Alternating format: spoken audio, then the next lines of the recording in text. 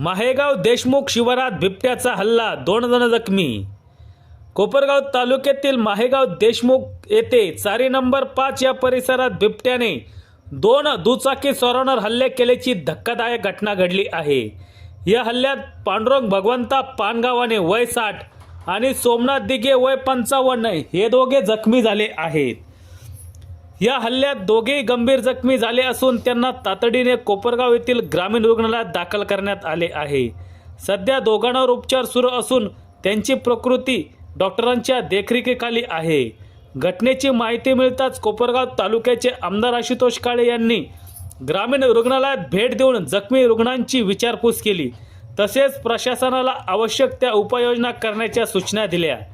दरम्यान एकाच ठिकाणी सलग 2 हल्ले झाल्याने माहेगाव देशमुख परिसरात भीतीचे वातावरण पसरले असून वन विभागाने तातडीने बिबट्याचा बंदोबस्त करावा अशी मागणी जोरदार ग्रामस्थांकडून केली जात आहे। कोपरगाव तालुक्यामध्ये अनेक ठिकाणी बिबट्या असल्याची घटना पाहावयास मिळत आहे। बिबट्यांचा बंदोबस्त करण्यात यावा।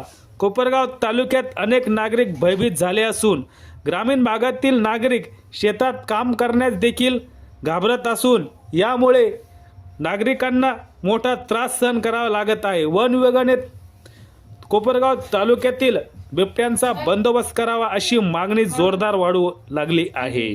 सत्य एक्सप्रेस न्यूजसाठी रवींद्र जगताप, कोपरगाव।